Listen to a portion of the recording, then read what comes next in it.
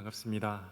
비가 많이 오는 중에도 이 수요 예배 자리에 오신 성도님들을 주님의 이름으로 환영합니다. 말씀을 통해 주님이 주시는 또 은혜 받고 돌아가시기를 간절히 소망합니다. 건물의 외부와 내부를 콘크리트가 보이는 그대로 드러나게 하는 건축 양식이 있습니다. 노출 콘크리트라는 기법인데요. 이 노출 콘크리트 기법으로 유명한 안도 다다오라는 건축가가 있습니다. 들어보셨을지 모르겠는데요. 우리나라에는 원주에 있는 뮤지엄 산이라는 곳이 있고요. 제주도에는 본태 박물관, 그리고 이번에 서울 마곡에 지어지는 LG 아트센터가 안도 다다오의 작품입니다. 그런 다다오는 원래부터 건축가는 아니었습니다. 그는 복싱을 했습니다. 그러던 중에 유명한 복싱 선수를 만나게 되는데 그를 통해 자극을 받는 것이 아니라 자신의 한계를 깨닫고 복싱의 길을 포기하고 건축의 길로 들어섭니다. 다다오가 배우려고 했던 건축가는 르꼬르 비지에라는 스위스 태생의 프랑스 건축가입니다. 다다오는 중고 서점에서 그의 책을 읽으면서 건축을 배우기 시작했는데 책을 살 돈이 없어서 다른 사람의 책을 사 가지 못하도록 이 서점을 오고 가며 책을 통해서 공부했고, 후에 돈을 모아서 책을 구입한 후에 그 르꼬르비제의 건축 양식을 자신의 것으로 만들어 갑니다. 뿐만 아니라 다다오는 르꼬르비제를 만나기 위해 프랑스로 직접 가기도 합니다. 하지만 프랑스에 도착하기 2달 전에 그가 세상을 떠났고, 그를 만나지는 못했지만 그가 만든 건축물을 보고 돌아옵니다. 이제 이에 건축에 대한 꿈과 실력을 키운 다다오는 이 노출 콘크리트 기법으로 오늘도 동양과 서양의 아름다움을 조화시키는 건물을 짓고 있는 건축가로 인정받고 있습니다. 다다오의 이야기를 들으면서 우리는 과연 내가 이루고 싶은 것을 위해 얼마나 애쓰고 있는지, 그리고 사람들의 시선을 넘어서 얼마나 우리가 몰입하고 있는지를 돌아보게 합니다. 책을 달 돈이 없지만 포기하지 않고 중고 서점에서 책을 읽고 자신의 책으로, 자신의 실력으로 만들기 위해 애쓰는 그의 모습, 그리고 그는 책의 내용을 완전히 자신의 것으로 만들기 위해 노력했습니다. 그리고 존경하는 건축가를 만나기 위해 그는 프랑스까지 직접 갔습니다. 그런데 이러한 열정은 우리가 직업을 구하거나 우리가 살아가는 삶에서만 드러나는 것은 아니라고 생각합니다.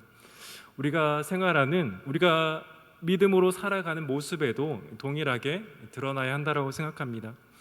우리가 믿음으로 살아가야 하지만 이 세상은 결코 만만치 않습니다. 제가 말씀드리지 않아도 우리가 믿음으로 살아가려고 할 때 우리를 방해하는 것들이 참 많다는 것을 우리는 잘 알고 있습니다.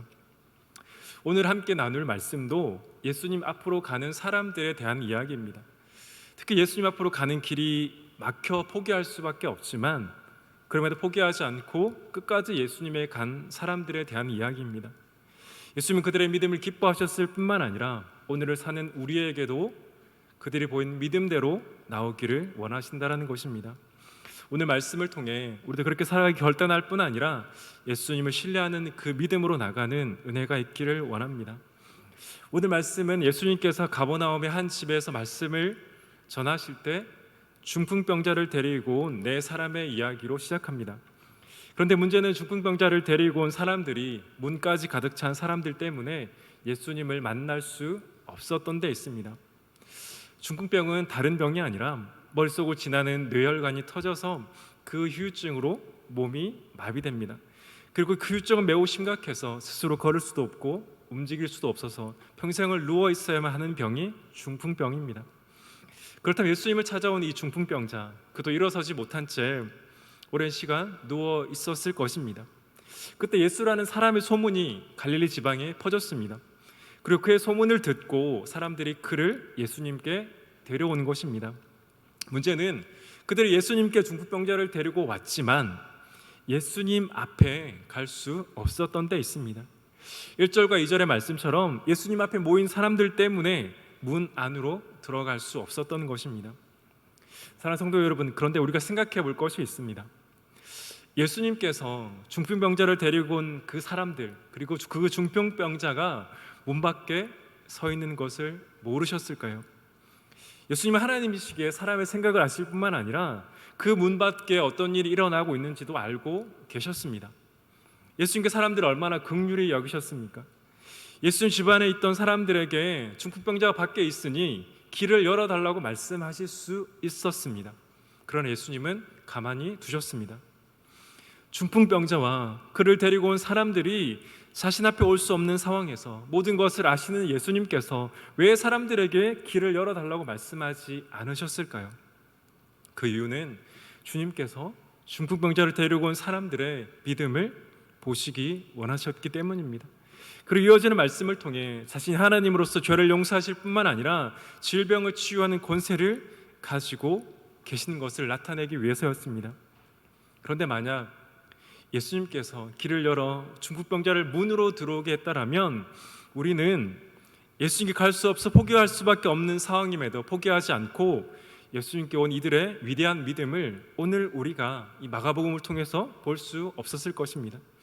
그래서 1절과 2절에 이어지는 3절과 4절의 말씀은 예수님께 갈 수 없는 그 상황에서 과연 그들이 어떻게 할 것인가를 기대하게 합니다. 그것은 사람들 때문에 포기할 것인가, 그렇지 않으면 예수님이 나오기를 무작정 기다릴 것인가. 그런데 문 밖에 있었던 사람들, 그들은 의외의 선택을 합니다. 포기하는 것도 아니고 무작정 기다리는 것도 아니고 그들은 누구도 생각하지 못한 방법으로 중풍병자를 예수님 앞에 보입니다. 그것은 바로 지붕에 올라가서 지붕을 뜯고 구멍을 내어 그를 예수님 앞에 보이는 것이었습니다. 그들이 이렇게밖에 할 수 없었던, 아니 해야 했던 이유는 지금 예수님을 만날 기회를 그들이 놓칠 수 없었기 때문입니다. 지금 그가 예수님을 만나야만 치유받을 것이라는 절실하고 간절한 믿음이 그들이 포기하지 않고 예수님을 기다리지 않고 지붕에 올라가게 한 것입니다. 4절 말씀은 이렇게 말합니다. 무리들 때문에 예수께 데려갈 수 없으므로 그 계신 곳에 지붕을 뜯어 구멍을 내고 중풍병자가 누운 상을 달아 내렸다라고 말합니다. 당시 가버나움 집의 지붕은 평평했습니다. 이 지붕에서 낮잠을 자기도 하고 식물이나 생선을 말리기도 했습니다. 그리고 이 지붕은 외부 계단이나 사다리로 올라갈 수 있었습니다. 지붕은 큰 나무 프레임 위에 큰 나무의 잎을 엮어서 진흙을 발라서 만들었습니다. 중풍병자를 데리고 올라간 사람들이 지붕을 뜯어내고 구멍을 낼 수 있었던 이유가 이 가버나움 집의 구조에 있습니다. 그런데 우리가 그들에게서 확인할 수 있는 것이 무엇입니까? 그들이 중풍병자를 예수님께 보이는데 망설임이 없었다라는 것입니다. 그들은 즉시 지붕으로 올라가서 지붕을 뜯었고 구멍을 내고 예수님 앞에 그들을 내립니다. 그들의 행동에서 전혀 지체함이 없다는 것을 알 수 있습니다. 왜입니까? 조금이라도 빨리 그 중풍병자를 예수님 앞에 보이고 싶었기 때문입니다. 그래서 그들은 남의 집 지붕을 뜯는데 주저하지 않았습니다. 그리고 그 지붕을 뜯는 동안 그 아래 있었던 사람들은 흙먼지가 떨어지는 것을 다 감수했을 것입니다. 그러나 그들은 그 사람의 불편함을 개의치 않았습니다. 왜입니까? 그 중풍병자가 예수님 앞에 있어야만 그가 치유를 받을 수 있다라는 간절한 믿음이 그들이 망설임 없이 모든 것을 하게 했던 이유였습니다. 그런데 마가복음 10장을 보면 예수님 앞에 중풍병자를 보이기 위해 지체하지 않고 그들의 믿음을 보인 이들처럼 동일한 믿음을 보인 한 사람이 나옵니다. 그는 맹인 거지 바디메오였습니다. 우리 마가복음 10장 46절부터 48절의 말씀 우리 같이 한번 읽어보도록 하겠습니다. 시작.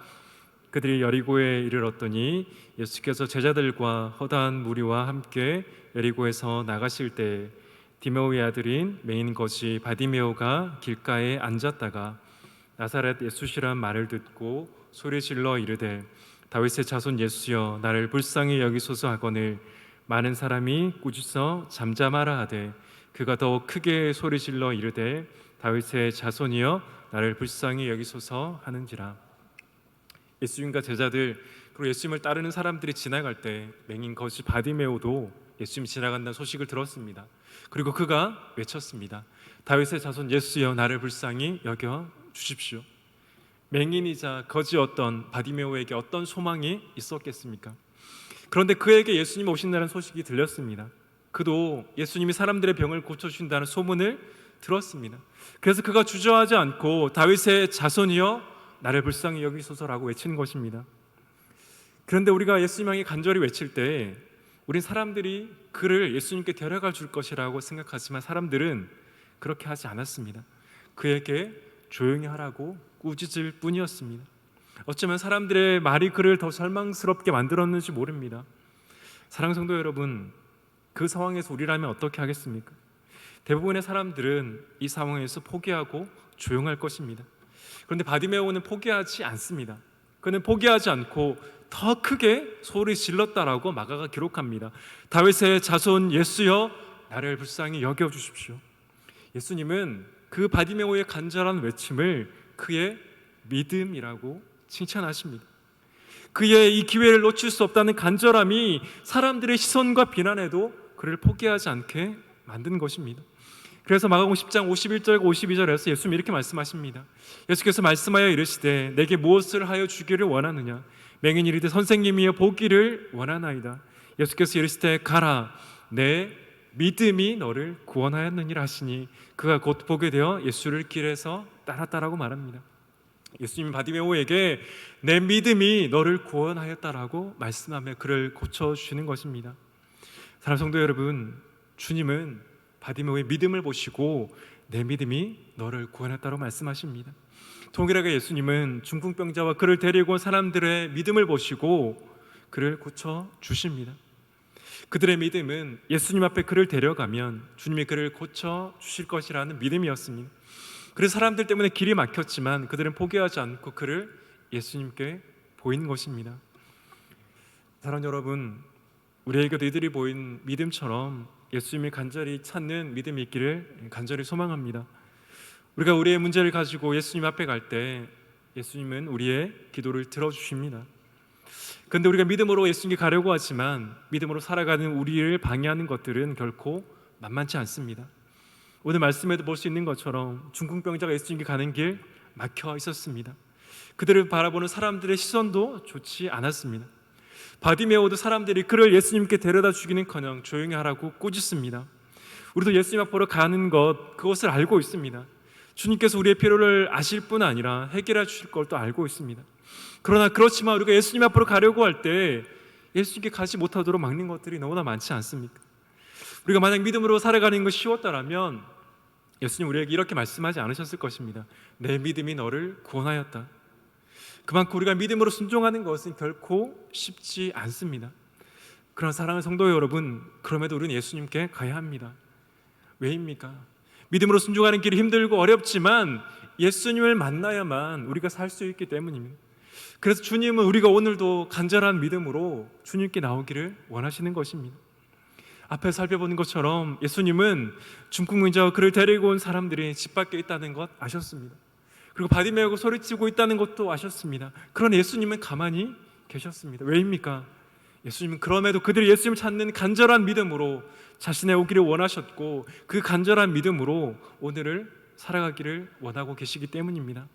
사랑하는 여러분, 주님은 지금 우리의 모든 상황을 알고 계십니다. 우리의 생각과 우리가 어떤 일 때문에 가슴 아파하는지도 알고 계십니다. 우리의 상황을 모르셔서 우리가 믿음으로 살아가려고 하지만 그 어려움을 만나는 것은 아닙니다. 주님께서 우리의 모든 상황을 아시지만 때로는 그 상황을 허락하시기도 하십니다. 그리고 그 시간 속에서 우리의 믿음을 보시기 원하시는 것입니다. 그럼 어떤 상황 속에서도 예수님 앞으로 가는 그 절실한 믿음만은 잃지 않으시기를 간절히 소망합니다. 예수님은 그 오늘도 중풍병자를 자신 앞에 보인 이들의 믿음, 그리고 바디메오처럼 예수님의 도움을 간절히 외친 믿음을 우리에게도 보기 원하십니다. 그리고 그 믿음은 예수님께서 칭찬하는 믿음입니다. 중풍병자를 데리고 온 사람들, 바디메오는 그들의 행동 때문에 사람들에게는 비난받았습니다. 그러나 오늘 말씀을 통해 알 수 있는 것처럼 주님은 그들의 믿음을 칭찬하셨습니다. 사람들과 주님 모두에게 칭찬받으면 얼마나 좋겠습니까? 그러나 우리는 비록 사람들에게 칭찬받지 못하더라도 주님께는 칭찬받아야 하지 않겠습니까?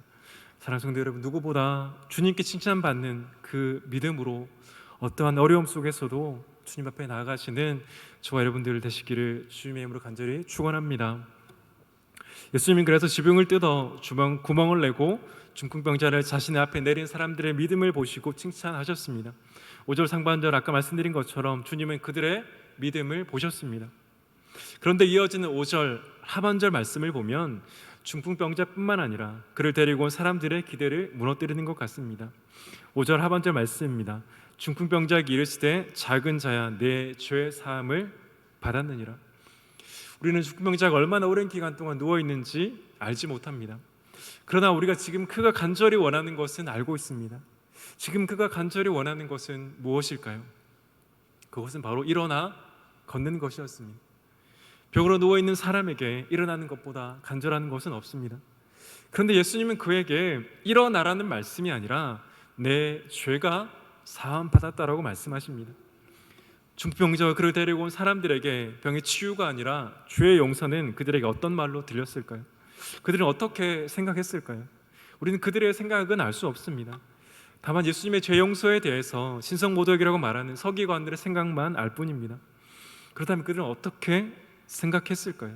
물론 우리는 알 수 없기에 추측할 뿐입니다.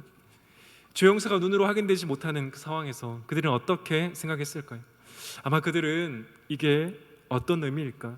나에게 무슨 소용이 있나라고 생각했을지 모릅니다. 어쩌면 그들이 원한 병의 치유가 아니어서 실망했을지 모릅니다. 그런데 그들은 알지 못했고 알 수도 없었지만 그들에게 가장 근본적인 문제는 죄의 문제의 해결이었습니다. 물론 중풍병자의 병의 치료가 필요 없다는 것은 아닙니다. 그를 괴롭게 하는 육체의 질병 치유되어야 합니다. 그러나 중풍병자와 그를 데리고 온 사람들, 그리고 서기관을 포함한 그곳에 있었던 모든 사람들뿐만 아니라 오늘 우리에게도 가장 근본적이며 절실한 문제는 우리의 죄가 용서받는 일이고 그 죄의 용서는 오직 예수님만이 하실 수 있습니다. 사랑하는 여러분, 우리는 우리의 필요를 나 자신이 가장 잘한다고 생각합니다. 그러나 이 말은 맞는 말이기도 하고 틀린 말이기도 합니다. 그 이유는 지금 우리 삶의 필요를 가장 잘 아시는 분은 우리 자신이 아니라 우리를 가장 잘 아시는 예수님이시기 때문입니다. 예수님보다 우리를 잘 아시는 분은 사실 없습니다. 중풍병자에게 그가 일어나는 것보다 절실한 것은 없었지만 주님은 그 병의 치유보다 그의 죄의 문제를 해결하는 것이 더 중요했습니다. 만약 병이 나아도 죄의 문제가 해결되지 않았다면 다시 병이 생기고 언젠가 죽음을 맞이하게 될 때 그는 영원한 생명이 아니라 영원한 형벌을 받게 되기 때문입니다. 그래서 예수님은 그의 죄를 먼저 용서하셨습니다. 그가 원하지도 그가 원할 수도 없었지만 가장 중요한 우리의 삶의 문제를 해결하신 것입니다. 주님은 우리를 아실 뿐 아니라 우리 인간의 문제를 가장 잘 아시기 때문입니다. 우리는 예수님께 우리의 삶의 문제를 가지고 가야 합니다. 믿음으로 예수님 앞에 와야 합니다. 우리의 문제를 주님 앞에 들어야 합니다. 그럼에도 우리는 우리에게 가장 필요한 것이 무엇인지 가장 잘 아시는 분은 내가 아니라 예수님임을 잊지 말아야 한다는 것입니다. 우리가 이 사실을 잊지 않을 때 비록 지금 우리가 원하는 기도가 응답되지 않더라도 믿음으로 인내할 수 있는 것입니다. 물론 쉽지 않습니다. 우리는 우리의 간절한 기도가 지금 응답되기 원하기 때문입니다. 우리는 당연히 이런 마음으로 기도해야 되지만 그러면 나보다 나를 더 잘 아시는 주님께서 주님의 때에 가장 필요한 것 주신다는 것을 우리는 믿어야 할 줄 믿습니다. 중풍병자는 알지도 못했고 기대할 수 없었던 그 죄의 문제는 주님의 은혜로 해결됩니다. 그리고 죄의 용서는 이제까지와 다른 삶의 모양으로 살아가게 합니다. 우리는 한치 앞에서 모르고 살아갈 뿐 아니라 지금 내가 원하는 것들이 전부라고 생각하지만 예수님은 한치 앞이 아니라 어제와 오늘과 내일 영원하신 분입니다. 그분 앞에 우리를 맡겨 드려야 합니다. 예수님께서 우리 삶의 필요를 가장 잘 아시기 때문입니다. 그리고 그 믿음이 우리에게도 오늘 필요한 것입니다. 그 믿음으로 오늘 우리 삶에 가장 좋은 것을 주기 원하시는 그 주님 앞으로 나가시는 은혜가 있기를 간절히 소망합니다. 마지막 한 가지 더 살펴볼 것은 예수님께서 중풍병자의 병을 치료하신 후에 그를 어디로 보내셨는가입니다. 예수님은 그의 죄를 용서하신 후에 그들이 간절히 원한 중풍병도 고치십니다. 우리 11절 말씀을 다 같이 한번 읽어보도록 하겠습니다. 시작. 내가 내게 이르노니 내 상을 가지고 집으로 가라 하시니. 아멘. 예수님은 우리보다 우리를 잘 아셔서 우리에게 가장 필요한 것으로 주기를 원하시지만 그렇다고 우리의 필요를 외면하지 않으십니다. 물론 기도 응답은 우리에게 달리는 것이 아니라 주님께 달려있지만 주님 우리의 기도에 응답하기를 원하십니다. 예수님 중풍병자를 고쳐주시는데 그리고 그를 고쳐주신 후에 그를 집으로 보냅니다. 11절의 말씀이 12절에서 그대로 이루어집니다. 그가 곧 일어나 곧 상을 가지고 모든 사람 앞에서 나갔다라고 말합니다. 지금까지 그가 누워만 있었던 그가 향한 곳은 그의 집입니다. 예수님은 그에게 일어나라고 말씀하신 후에 그를 그의 집으로 보내는 것입니다. 이 말씀에서 우리는 죄인이 용서받고 병의 치유를 받은 사람을 통해 어떤 일이 일어나는지 확인할 수 있습니다. 예수님 말씀은 일어나 그가 누워서 실려왔던 간이 침대를 들고 돌아간 집에서 어떤 일이 일어났을까요? 우리는 한번 생각해 보셨으면 좋겠습니다. 중풍병자가 누워있던 그 집에 기쁨이 있었을까요? 그가 누워있는 동안 가정 형편은 참으로 어려웠을 것입니다. 경제활동을 할 수 없었기 때문에, 그리고 그를 돌보는 가족들도 힘들었을 것입니다. 그런데 그가 일어나서 집에 왔습니다. 그가 돌아온 집에 얼마나 큰 기쁨이 있었겠습니까? 그렇다면 우리는 한 사람의 죄의 회복뿐만 아니라 그 육체의 질병의 회복은 한 사람만 변화시키는 것이 아니라 그를 포함한 모든 공동체를 변화시키게 된다는 것입니다. 물론 이러한 변화는 우리가 눈으로 확인할 수 있는 병의 치유와 같은 기적으로만 일어나는 것은 아닙니다. 중풍병자가 일어나는 것처럼 우리 삶에 일어나는 기적은 확실히 큰 영향을 미칩니다. 그러나 우리 삶에 일어나는 병의 치유와 같은 기적뿐만 아니라 죄인된 우리가 예수 그리스도를 믿음으로 하나님의 자녀가 될 때도 이런 변화는 나타납니다. 사도행전 16장 15절을 보면 빌립보에 있는 루디아를 향해 그의 온 집이 세례를 받았다라는 장면이 나옵니다. 루디아가 바울의 말을 들을 때 성령께서 마음을 열어 그를 믿게 하십니다. 그 이후에 이어지는 말씀이 사도행전 16장 15절의 말씀입니다.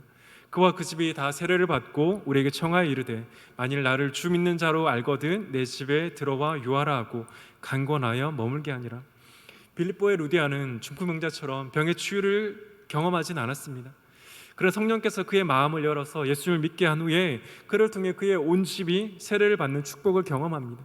루디아를 통해 그의 온 집이 세례를 받고 예수님을 구주로 영접하는 것만큼 큰 축복이 어디에 있겠습니까? 사랑하는 여러분, 주님께서 중풍병자의 집으로 가라고 하시는 것처럼 성령께서 마음을 열어 예수를 믿게 된 루디아는 그를 통해 그의 온 집이 세례를 받는 축복을 누립니다. 즉 그가 받은 축복은 그가 살아가는 가정에서부터 시작해서 우리가 있는 공동체까지 그 영향을 미치게 된다는 것입니다. 한 사람이 회개가 예수 그리스도를 믿는 것, 한 사람이 예수 그리스도를 베푸시는 기적을 통해 경험하는 것은 결국 그 사람을 살리는 것뿐만 아니라 그를 통해 그가 있는 공동체 가운데 예수 그리스도의 영향이 나타난다는 것입니다. 사랑하는 성도 여러분, 우리가 주님께 나가서 많은 것들을 응답받아야 합니다. 그리고 주님께 나갈 때 우리를 방해하는 많은 것들이 있습니다. 그러나 우리가 받는 그 축복, 우리가 받는 그 응답은 나만을 위해서 주님께서 주시는 것이 아닙니다. 우리가 예수 그리스도를 믿는 축복을 받든지, 우리가 예수님께서 우리에게 베풀어 주시는 기적을 경험하든지, 그 축복은 나로부터 시작해서 우리의 가정과 우리가 있는 공동체 가운데 나아가야 함을 오늘 본문은 우리에게 말하고 있습니다. 사랑하는 성도 여러분, 우리에게도 이런 소망이 있기를 원합니다.